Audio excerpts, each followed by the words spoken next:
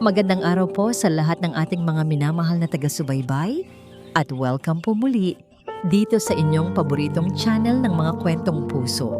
Handa na ba kayong muling pakinggan ang isang salaysay na susubok sa tibay ng isang babae at sa lakas ng pag-ibig ng isang ina? Ang kwento natin ngayon ay isang paalala. Kung minsan, ang pinakamasakit na pagtataksil ang siyang nagiging susi sa pagbubukas ng pinto patungo sa tunay nating kapangyarihan. Samahan ninyo kami sa paglalakbay ni Amihan sa isang gabing babago sa kanyang buong buhay. Malakas na isinara ang pinto at ang tunog nito ay tila isang kulog na bumasag sa katahimikan ng gabi at sa durog ng puso ni Amihan. Kasunod nito ang pag-ikot ng susi sa seradura. Isang tunog na nagsasabing wala na siyang babalikan. Ang lamig. Hindi lang dahil sa walang tigil na pagbuhos ng ulan na agad bumasa sa kanyang damit, kundi dahil sa nanunuot na panlalamig ng mga taong dati niyang tinawag na pamilya. Ina, nilalamig po ako. Ang nanginginig na boses ng kanyang 5 taong gulang na anak, si Mayari, ang nagpabalik sa kanya sa kasalukuyan. Agad niyang hinubad ang sariling jacket at ibinalot ito sa munting katawan ng bata. Hinahaplos ang likod nito habang mahigpit niya itong niyayakap. "Tahan na anak, nandito lang si Ina," bulong niya kahit ang sarili niyang mga labi ay nanginginig. Mula sa bintana, nakita niya ang anino ng kanyang biyenan, si Alonsina. Bumukas ang bintana at walang awang inihagis palabas ang iilang piraso ng damit nila ni Mayari, na agad ding bumagsak at nagpagulong-gulong sa putikan. "Huwag ka nang babalik dito, Amihan. Isa kang basura at dyan lang sa labas na babagay ang mga basura mong gamit." Sigaw ni Alonsina. Puno ng pagkasuklam ang boses. Sunod nitong inihagis ang isang maliit at pamilyar na bagay. Kumalansing ito sa sementadong daanan. Ang suklay niyang gawa sa perlas, ang nag-iisang mamahaling bagay na minana pa niya sa kanyang ina. At itong mumurahin mong palamuti, isama mo na sa basurahan mong buhay. Nanlalabo ang mga mata ni Amihan dahil sa pinaghalong luha at tubig ulan. Hinanap ng kanyang mga mata si Kael, ang kanyang asawa, ang lalaking pinangakuan niyang mamahalin habang buhay. Nakatayo lang ito sa likod ni Alonsina, sa tabi ng isang babaeng nakangiti ng buong tagumpay, si Marikit. Walang salitang lumabas sa bibig ni Kael. Tinitigan lang siya nito na para bang isa siyang estranghero. Ang mga matang dati puno ng pagmamahal ay ngayoy blanko at walang emosyon. Iyon ang pinakamasakit. Ang katahimikan ni Kael ay mas malakas pa sa lahat ng sigaw at insulto ni Alonsina. Isinara ang bintana at kasabay noon, isinara na rin ang huling kabanata ng buhay niya bilang si Amihan Kislap, ang asawa at manugang na walang ginawa kundi ang maglingkod at umasa. Dala ang anak sa kanyang mga bisig at ang durog na puso. Tumalikod si Amihan. Bawat hakbang palayo sa bahay na yon ay tila isang karayom na tumutusok sa kanyang talampakan. Nakarating sila sa isang waiting shed sa kanto, ang tanging kanlungan nila mula sa bagsik ng ulan. Dito, sa ilalim ng isang nagkukurap-kurap na ilaw, dinukot niya mula sa bulsa ang kanyang luma at basag na cellphone. Nanginginig ang kanyang mga daliri habang binubuksan ito. Oras na para gisingin ang isang pagkataong matagal na niyang ibinaon. Oras na para gamitin ang nag-iisang Loy Antoine na ipinagkaloob sa kanya. Binuksan niya ang kanyang contacts. 2 lang ang pangalang nakalista. Ang isa ay kay Kael, na ngayon ay wala ng silbi. Ang isa pa ay isang pangalan na matagal na niyang hindi tinatawagan. Sa ilalim ng isang kasunduan, Agila. Huminga siya ng malalim. Pinawi ang mga luha sa kanyang pisngi na humalo na sa ulan. nagbago ang anyo ng kanyang mukha. Ang lungkot ay napalitan ng determinasyon. Ang sakit ay nag-aapoy na ngayon na parang galit. Pinindot niya ang dial button. Hindi nagtagal ang pagring ng telepono. Isang malalim at pamilyar na boses ang sumagot mula sa kabilang linya. Sinagtala, sabi ng boses. Hindi ito tanong. Isa itong pagkilala. Isang salita lang ang isinagot ni Amihan. Isang salitang naglalaman ng lahat ng kanyang sakit, galit at desisyon. Ama. Walang paliwanag. Walang tanong. Tanging isang maikling sagot ang narinig niya. Manatili ka kung nasaan ka. Paparating na ako. At ibinaba ang tawag. Hindi umabot ng 10 minuto. Isang makintab na itim na sasakyan na hindi mo aakalaing dadaan sa ganoong klaseng lugar ang huminto sa tapat ng waiting shed. Bumukas ang pinto at isang lalaking nakaunipormeng itim ang lumabas na may dalang malaking payong. Ginang, magalang na sabi nito, sumilong na po kayo. Hinihintay na po kayo ni Apo. Sa unang pagkakataon sa gabing iyon, isang mainit na agos ang dumaloy sa nanlalamig na katawan ni Amihan. Ipinasok niya si Mayari na mahimbing nang natutulog sa malambot na upuan ng sasakyan. Bago siya pumasok, lumingon siya sa huling pagkakataon sa direksyon ng bahay na nagtakwil sa kanya. Ang mga ilaw nito ay tila nanunuya mula sa malayo. Sa ilalim ng ulan, isang ngiti ang sumilay sa kanyang mga labi. Isang namangiting hindi na nagmula sa kahinaan. Ito ay isang pangako. Ang biyahe ay tahimik. Ang tanging maririnig ay ang mahinang tunog ng makina at ang pagpatak ng ulan sa bintana. Dinala sila ng sasakyan sa pinakamataas at pinakamagarang gusali sa lungsod ng Pag-asa. Isang private elevator ang naghatid sa kanila diretso sa penthouse. Pagbukas ng pinto, isang bagong mundo ang bumungad sa kanya. Ang sahig ay gawa sa marmol, ang mga muebles ay elegante, at ang pader na gawa sa salamin ay nagpapakita ng buong syudad na naliligo sa mga ilaw matapos ang ulan.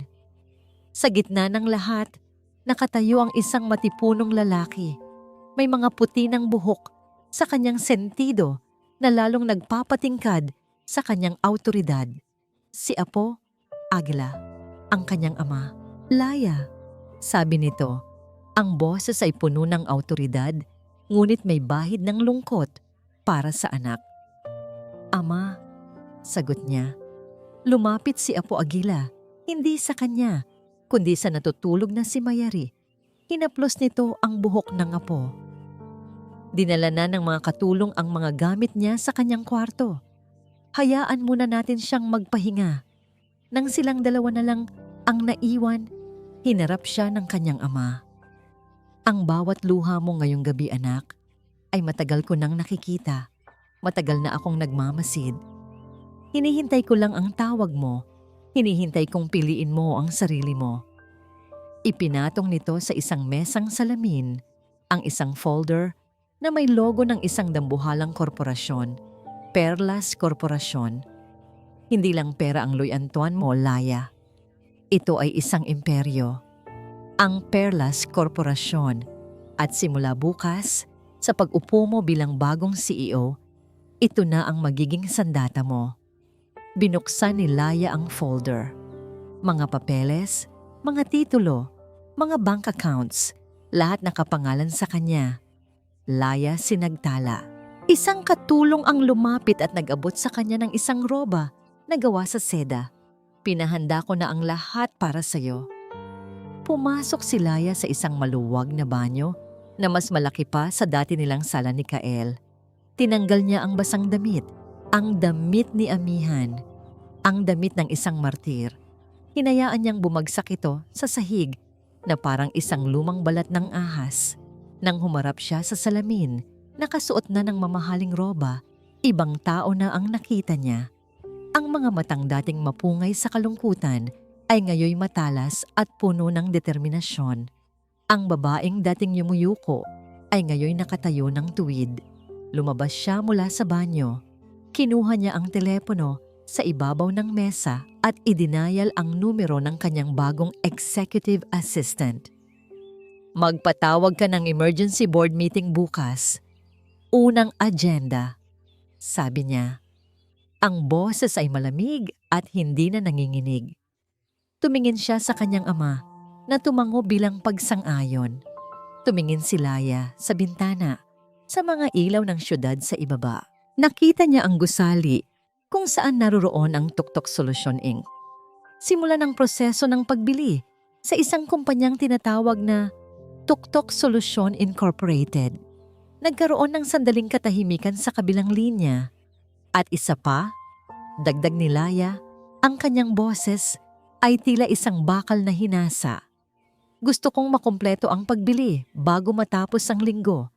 At siguraduhin ninyo, walang sino man sa pamilya Sidapa ang makakaalam kung sino ang tunay na bumibili.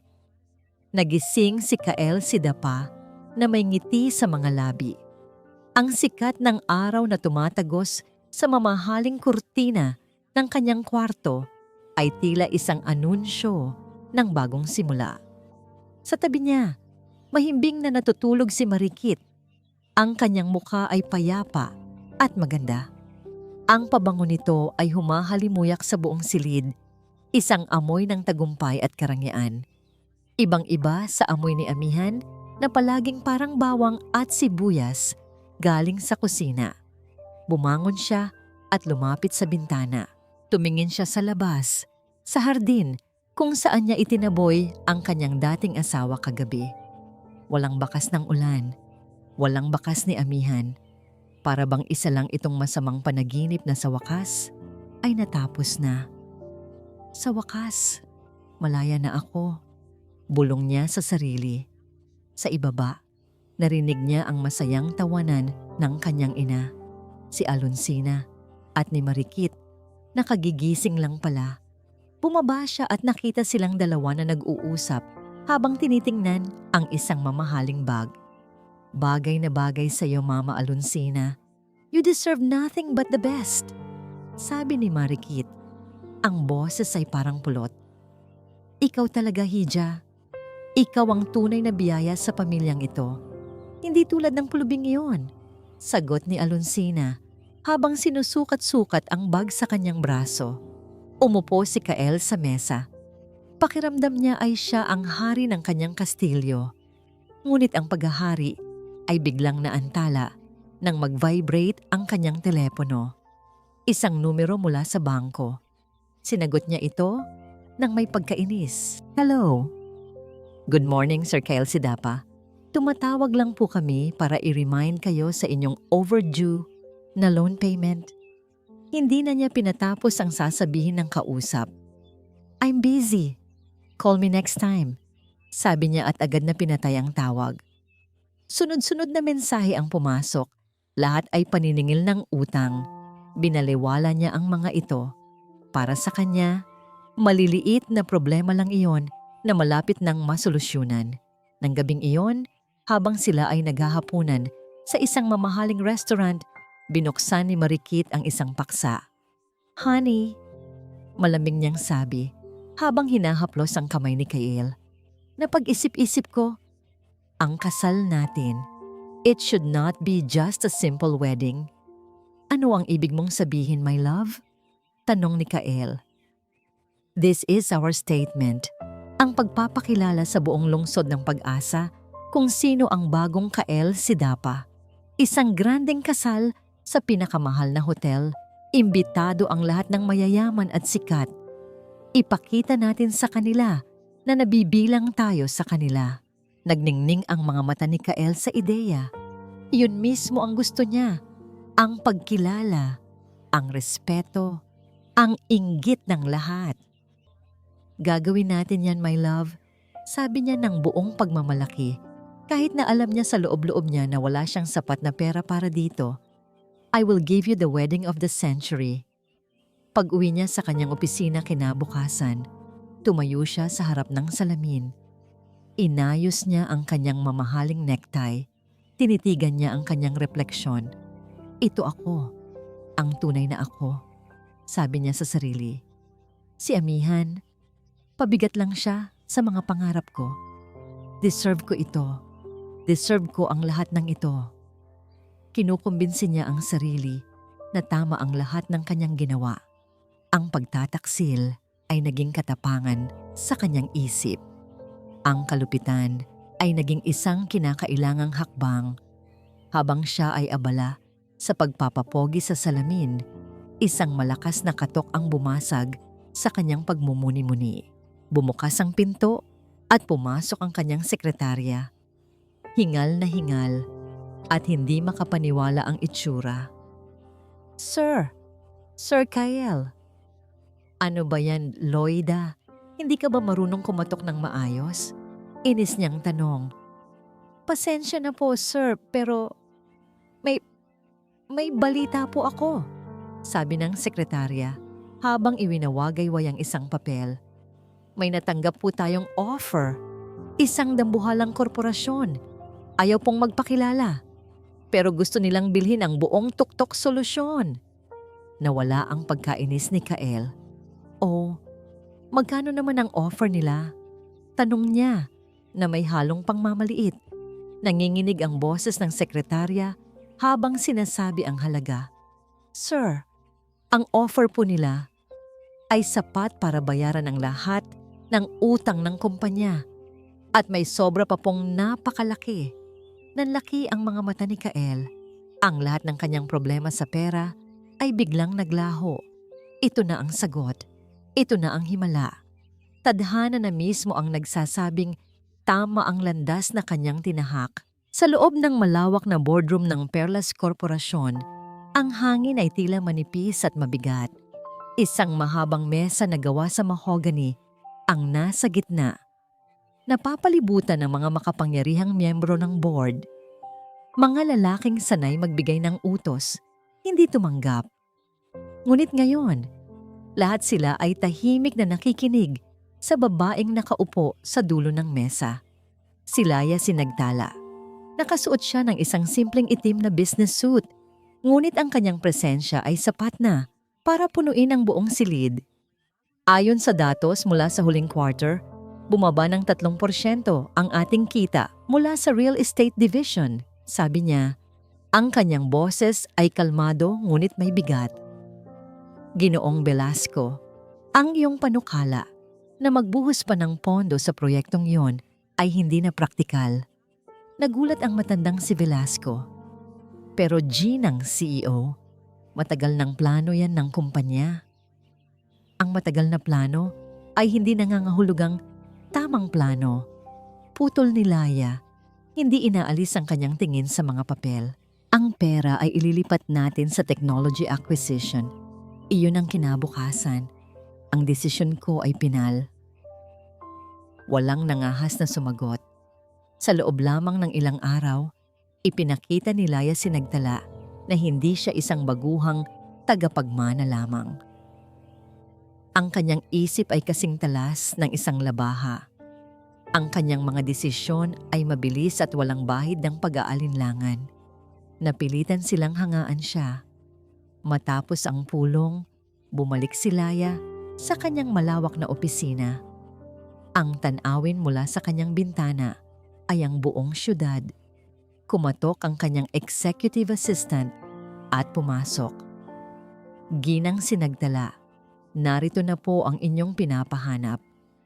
Inilapag nito sa kanyang mesa ang isang makapal na brown folder. Ang label, Halimaw, Marikit. Binuksan ito ni Laya. Sa loob ay mga litrato, mga bank statements, mga legal na dokumento. Bawat pahina ay nagpapatunay sa kanyang hinala. Si Marikit ay hindi isang mayamang tagapagmana, isa siyang mandaraya. Baon sa utang may mga kaso ng estafa sa ibang syudad. Isa siyang ahas na naghahanap ng mabibiktima. Isang malamig na ngiti ang sumilay sa labi ni Laya. Magaling! Nang gabing iyon, sa kanyang penthouse, ang anyo ng CEO ay naglaho. Pumasok siya sa kwarto ng kanyang anak. Mahimbing na natutulog si Mayari. Yakap-yakap ang isang teddy bear. Umupo si Laya sa tabi ng kama at hinaplos ang buhok ng bata. Sa tabi ng kama, sa ibabaw ng isang maliit na mesa, nakapatong ang suklay na perlas na itinapon ni Alonsina. Kinuha ito ni Laya. Pinagmasdan niya ang kinang nito. Ito ang simbolo ng kanyang nakaraan. Ang simbolo ng kanyang pagiging siamihan. Ngayon, ito na ang simbolo ng kanyang pangako. Hindi nahahayaan ni Ina na may manakit pa sa iyo, aking prinsesa. Bulong niya sa natutulog na anak. Babawiin ni Ina ang lahat. Lahat ng kinuha nila sa atin. Matapos niyang halikan sa noo si Mayari, pumunta siya sa kanyang pribadong pag-aaral. Doon, sa isang malaking corkboard, nakasabit ang isang web ng kanyang plano. Mga litrato ni Kael, Alonsina at Marikit. Mga kopya ng dokumento ng tuktok solusyon, mga pulang sinulid na nag-uugnay sa lahat ng ito. At sa pinakagitna ng lahat, nakatusok ang isang bagay. Ang wedding invitation ni Kael at Marikit. Hinaplos ng kanyang daliri ang petsa ng kasal. Ilang araw na lang, biglang tumunog ang kanyang telepono. Ang kanyang assistant. Ginang Sinagtala, sabi ng boses sa kabilang linya. May balita na po ako tungkol sa tuktok solusyon. Huminga ng malalim si Laya. Ang kanyang mga mata ay nakatutok pa rin sa invitation card. At ano yon? Nagkaroon ng isang maikling sandali ng katahimikan bago ibinigay ng assistant ang balitang hinihintay niya. Ginang Sinagtala, tinanggap na po ni Kael Sidapa ang alok. Ang Tuktok Solution Incorporated ay opisyal ng pag-aari ninyo. Para kay Kael Sidapa, ang mundo ay perpekto. Nakatayo siya sa gitna ng sala ng kanilang bahay, hawak ang isang kopita ng mamahaling champagne. Sa paligid niya ay ang kanyang mga kaibigan. Lahat ay bumabati sa kanya. Sa tabi niya, nakakapit sa kanyang braso si Marikit na parang isang tropeo. Si Alonsina naman ay abala sa pagyayabang sa kanyang mga amiga tungkol sa henyo niyang anak. Sinabi ko na sa inyo, may angking talino talaga ang anak ko sa negosyo. Pagmamalaki ni Alonsina. Ibinenta ang palubog na kumpanya sa napakalaking halaga. Isang henyo. Ang galing mo, honey, sabi ni Marikit. Sabay halik sa pisngi ni Kael. Ngayon, wala nang pipigil sa atin na magkaroon ng pinakamagarbong kasal sa kasaysayan. Ngumiti si Kael. Ang pera mula sa pagbenta ng tuktok solusyon ay pumasok na sa kanyang account. Agad niyang binayaran ang mga down payment para sa lahat ng pinakamahal na serbisyo. Ang grand ballroom ng 5-star hotel, ang pinakasikat na wedding planner, ang designer gown ni Marikit na nagkakahalaga ng $250,000. Pakiramdam niya ay untouchable siya. Ang mga tawag mula sa mga pinagkakautangan niya ay napalitan ng mga tawag mula sa mga gustong makipagkaibigan sa kanya. Ang mundo ay yumuyukod sa mga may pera. At ngayon, may pera na siya.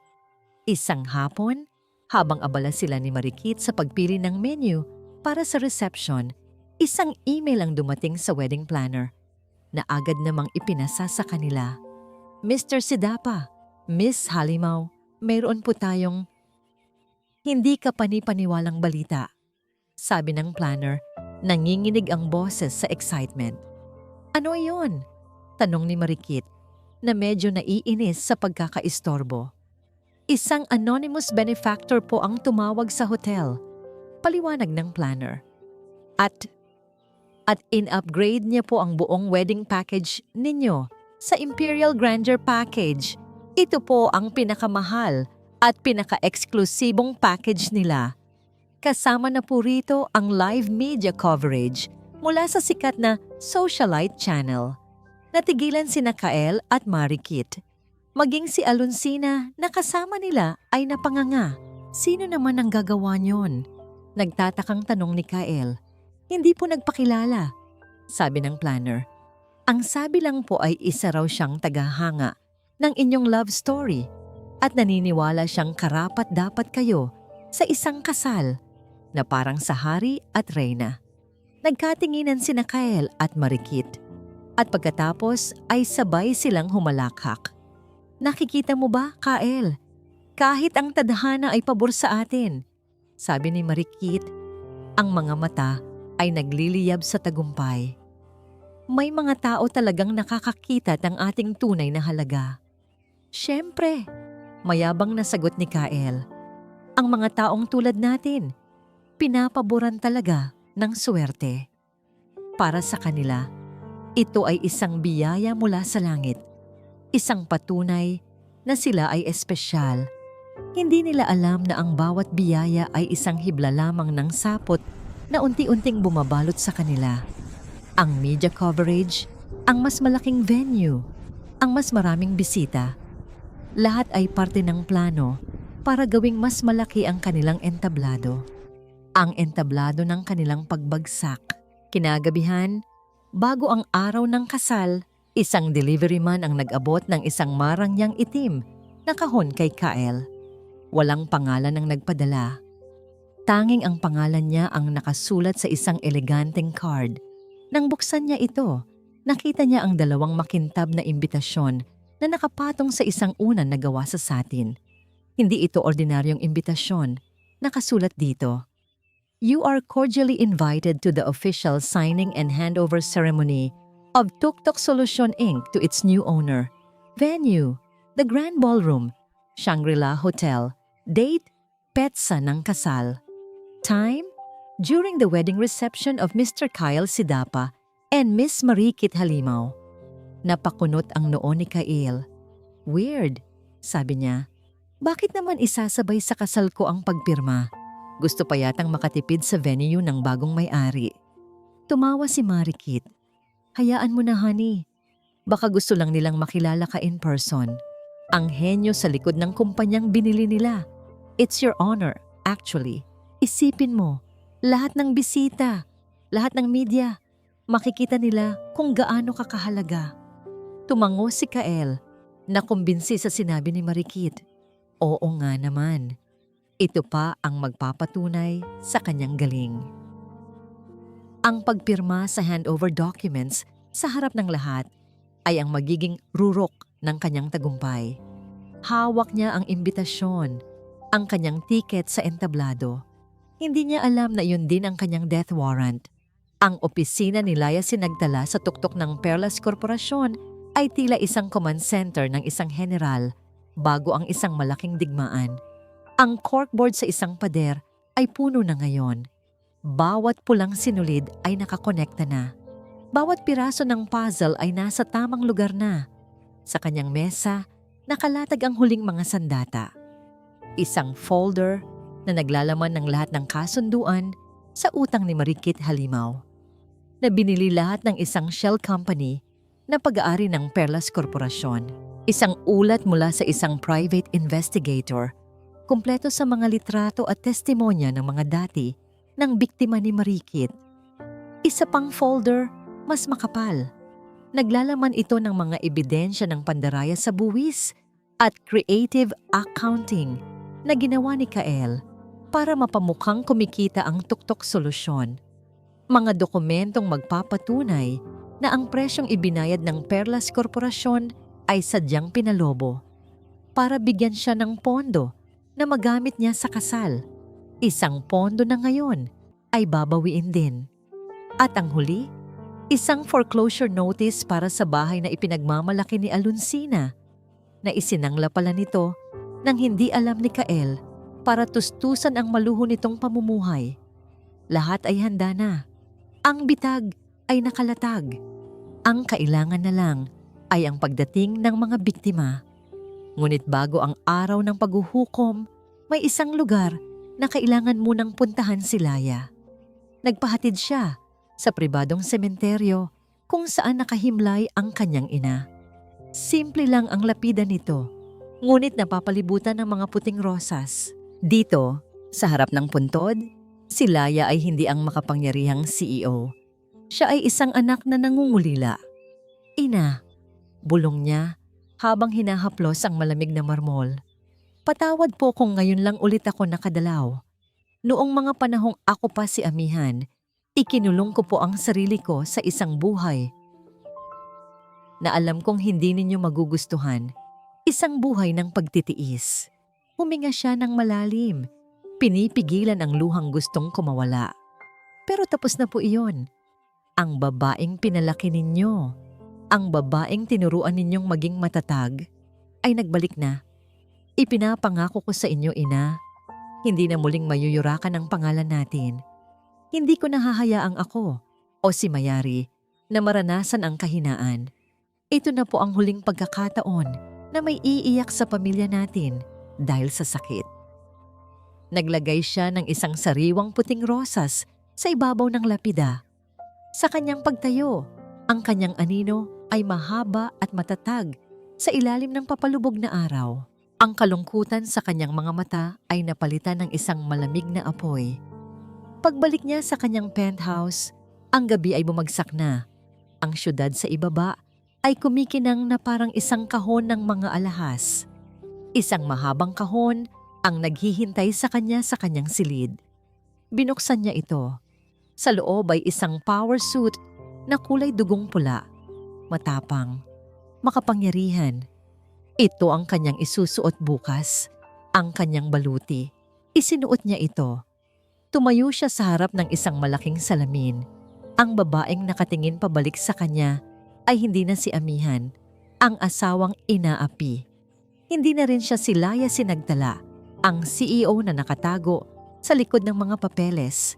Ang nasa harap niya ngayon ay si Sinagtala, ang mandirigma. Biglang tumunog ang kanyang telepono, si Apo Aguila. "Handa ka na ba, aking Sinagtala?" tanong ng kanyang ama. Naroon sa boses nito ang pag-aalala at ang buong pagsuporta. Tumingin si Laya sa kanyang refleksyon sa salamin. Pagkatapos ay sa labas ng bintana, kung saan ang hotel ng kasal ay nagliliwanag sa gitna ng gabi. Kinuha niya ang isang mikropono at ang folder ng mga dokumento na nakahanda na sa kanyang mesa. Hinaplos niya ang malamig na metal ng mikropono at sumagot sa kanyang ama. Ang kanyang boses ay kalmado at mapanganib. Oras na para sa huling akto. Ang grand ballroom ng hotel ay nagliliwanag. Ang bawat sulok ay pinalamutian ng mga sariwang bulaklak. Umaapaw sa karangyaan na pinilit ni Kael at Marikit na tustusan. Ang mga bisita, mayayaman at sikat, o yung mga nagpapanggap na sikat, ay nakaupo, naghihintay.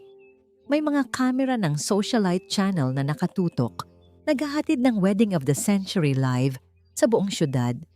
Nakatayo sina Kael at Marikit sa altar, sa ilalim ng isang arko ng mga puting rosas. Si Marikit, suot ang kanyang designer gown, ay mukhang isang diyosa. Si Kael naman, suot ang isang mamahaling tuxedo, ay puno ng pagmamalaki. Ngayon, sa harap ng Diyos at ng lahat ng mga minamahal natin, sabi ng pari, maari na ninyong, sandali lang po, ang boses. Hindi malakas, ngunit napakatalas at may awtoridad. Para itong isang matalas na patak ng tubig na biglang bumasag sa salamin. Lahat ng mata ay napunta sa isang babaeng biglang tumayo mula sa likuran ng bulwagan. Naglakad siya patungo sa aisle. Ang kulay dugong pulang suit ay tila isang apoy sa gitna ng mga pastel na kulay ng dekorasyon. Ang kanyang buhok ay maayos na nakatali. Ang kanyang muka ay walang emosyon, ngunit ang kanyang mga mata ay nagliliyab. Naglakad si Laya Sinagtala at sa bawat hakbang, ang mga bisita ay tila naghahati-hati. Ang camera ng socialite channel ay agad na lumipat, nag-zoom in sa kanya. Sino siya? Bulungan ng mga tao, ngunit merong isang maliit na grupo ng mga tao na hindi nagtatanong. Sila ay sina Kael, Marikit at Alonsina. Ang pagtataka sa mga mata ni Kael ay mabilis na napalitan ng panginginig ng laman. Ang kanyang lalamunan ay tila tinakpan ng buhangin. Amihan? Hindi. Imposible. Ang babaeng ito ay matangkad, may dalang awtoridad na hindi kailanman nagkaroon si Amihan. Ang tindig niya ay mayabang. Ang ganda niya ay matalim at mapanganib. Ngunit ang mga mata, ang matang iyon, ay hindi niya kailanman makakalimutan. Kael, sino yan? Bulong ni Marikit. Hawak ang braso ni Kael ng napakahigpit. Hindi ko alam. Hindi ko siya kilala. Pilit na sagot ni Kael. Kahit na alam niya sa kanyang puso na siya yon. Nang makarating si Laya sa harap, ang kanyang mga mata ay direktang nakatutok sa kanila. Patawad sa pagkakaantala, sabi niya. Ang kanyang boses ay umaalingaw-ngaw sa buong bulwagan. Pero meron lang akong kailangang gawing napakahalagang transaksyon bago matapos ang seremonya. Pagkasabi niya niyon, ang lahat ng malalaking screen sa paligid ng ballroom ay biglang nagbago. Ang mga larawan ng naghalikan na Kael at Marikit ay napalitan ng isang solong, makapangyarihang logo, Perlas Corporation. Kasunod nito, bumukas ang isang pinto sa likod ng entablado at isang grupo ng mga executive na nakasuot ng itim ang pumasok. May dalang mga maletang puno ng mga papeles. Dahan-dahang kinuha ni Laya ang mikropono mula sa nakangangang MC. Tiningnan niya si Kael at Marikit at sa unang pagkakataon, ang kanyang mga labi ay bahagyang ngumiti. Isang ngiti na tila yelo. Ginoong Kael Sidapa, sabi ni Laya. Ang kanyang boses ay malamig at malinaw. Salamat sa pag-anyaya sa akin na dumalo sa seremonya ng pagsasalin ng iyong kumpanya sa akin. Naghari ang katahimikan sa Grand Ballroom. Ang mga mata ng lahat ay nakatutok sa babaeng nakapula. Ang bawat bisita, ang bawat kamera, lahat ay naghihintay. Aamihan, tanong ni Kael. Ang boses ay pilit at basag. Ang kanyang mukha ay namumutla na parang papel. Umiling si Laya. Ang kanyang ngiti ay lumaki. Ngunit hindi umabot sa kanyang mga mata. Mali ka, Kael. Si Amihan ay matagal nang namatay sa gabing itinapon mo siya sa ulan. Ako si Laya Sinagtala, ang CEO ng Perlas Corporation. At ako, ang bumili sa Tuktok Solusyon Inc. Umikot siya.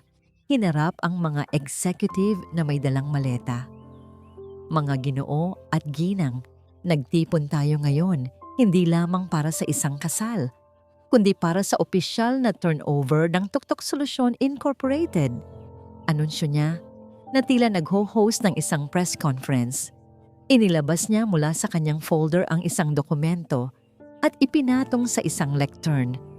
Kael Sidapa, patuloy niya, ang Perlas Corporation ay bumili ng inyong kumpanya sa isang napakalaking halaga.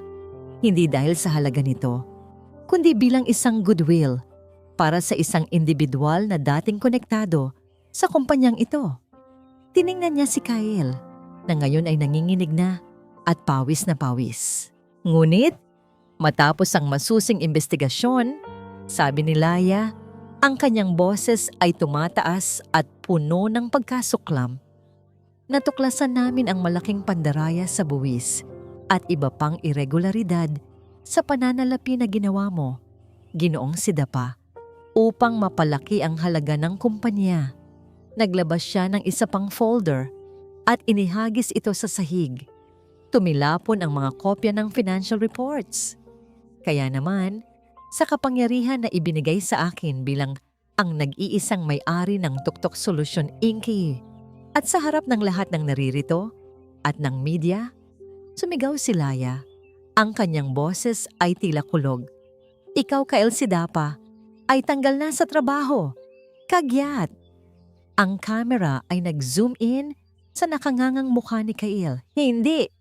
Hindi mo pwedeng gawin yan, sigaw ni Kael. Lumapit sa kanya si Marikit, ang kanyang mukha ay gulat. Honey, anong pinagsasabi niya? Kael, sino siya? Hinarap ni Laya si Marikit.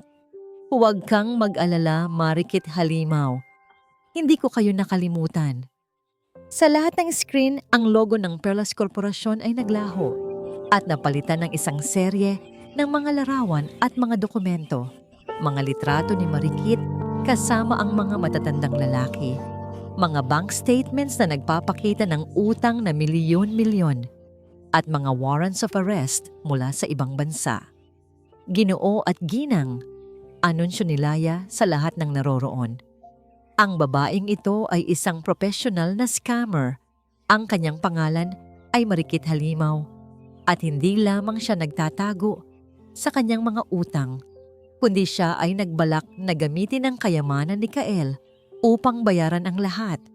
Isang malaking pagkakamali dahil ang pera na yon ay galing sa pagbenta ng isang kumpanyang pag-aari ko na ngayon.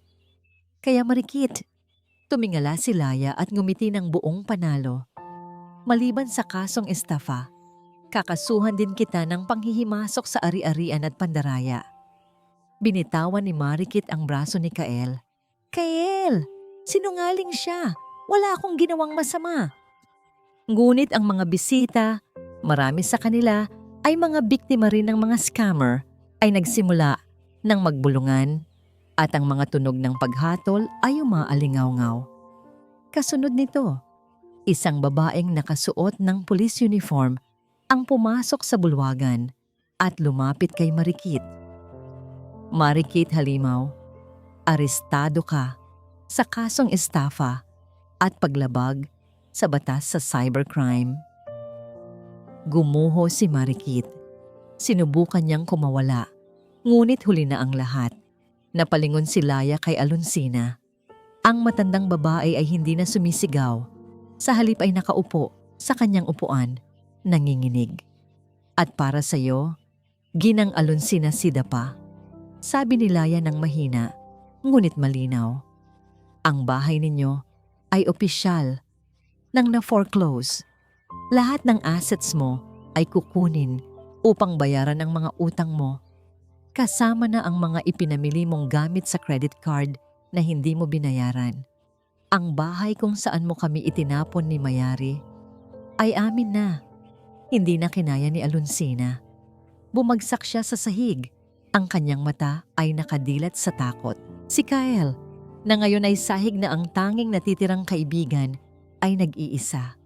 Tiningnan niya ang kanyang ina na nakahandusay at ang kanyang ikakasal na inaaresto. Ang kanyang kasal ay naging isang social at financial disaster. Laya, amihan, maawa ka. Please, patawarin mo ako. Babalik ako sa'yo. Babalik ako sa'yo. Sigaw ni Kael. Sinusubukang gumapang patungo sa kanya. Babaling ka sa akin? Mayari. Umiiling si Laya. Hindi na, Kael. Tapos na ang pagiging amihan ko. Wala na akong natitirang awa para sa'yo. Wala ka na sa liga ko. Ikaw ay wala na. At ako ay may sarili ng mundo na hindi mo na kailanman maaabot. Tiningnan ni Laya ang lahat ng bisita. Ang kanyang tingin ay matalim at nanalo. Ang leksyon sa araw na ito, sabi niya, ay huwag na huwag ninyong babaliwalain ang isang taong may kapangyarihan na mas malaki pa kaysa sa inyo. Hindi lahat ng asawa na iniwan ninyo ay mahina.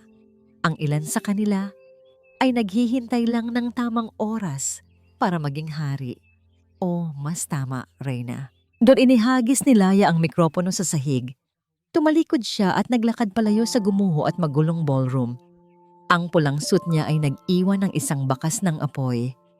Lumabas siya sa hotel kung saan ang isang matangkad na itim na sasakyan ay naghihintay na. Bumukas ang pinto. Sa loob nakaupo si Mayari. Nakangiti si Mayari nang makita ang kanyang ina. Ina, tapos na po ba ang trabaho ninyo? Umupo si Laya sa tabi ng kanyang anak. Niyakap niya ito ng mahigpit. Hindi ng isang asawang inapi, kundi ng isang inang nagtagumpay. Oo, anak, sabi ni Laya. Tapos na ang trabaho. Ngayon, wala nang pipigil sa atin. Lumingon siya sa driver. Umuwi na tayo. Tumingin siya sa bintana. Sa daan na ngayon, ay malaya na sa anumang bakas ng nakaraan. Mayari ay nagtanong, Ina, saan po tayo pupunta? Ngumiti si Laya. Ang kanyang mga mata ay nagniningning na parang isang bagong sinagtala. Uuwi na tayo, anak. Uuwi na tayo sa totoong bahay natin. At dito po nagtatapos ang kwento nila, Amihan at Kael. O mas tamang tawagin, ang istorya ng pagbangon ni Laya Sinagtala.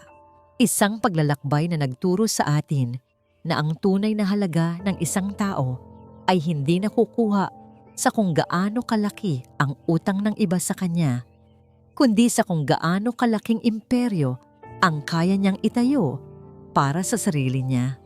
Nakita natin kung paanong ang pag-ibig na inaasahan ay napalitan ng pait, at kung paanong ang pait na yon ay ginawang baluti ni Laya upang ipagtanggol ang kanyang anak at ang sarili niyang karangalan. Ang bawat luha na pumatak sa lungsod ng pag-asa ay naging punla ng isang bagong simula. Taos-puso po akong nagpapasalamat sa inyong walang sawang pagsubaybay sa bawat yugto ng paghihiganti at tagumpay ni Laya. Sana ang kanyang kwento ay magbigay inspirasyon sa inyo na huwag matakot na iwan ang mga taong nagpabigat sa inyo at huwag matakot na abutin ang tunay ninyong kapangyarihan. I-comment nyo lang po sa ibaba kung ano ang pinakapaborito ninyong eksena at kung ano ang naramdaman ninyo sa huling akto ni Sinagtala. Kung nagustuhan nyo ang kwentong ito, isang pindot lang po sa like button, i-share, at mag-subscribe na rin po kayo sa ating channel para sa mas marami pang mga kwentong puso na tiyak na aabot sa inyong kaluluwa. Muli, ako po ang inyong lingkod, nag-iiwan ng isang paalala. Ang paghihiganti ay isang putahe na pinakamasarap ihain kung ito ay malamig at may kasamang matinding leksyon. Hanggang sa muli, paalam po.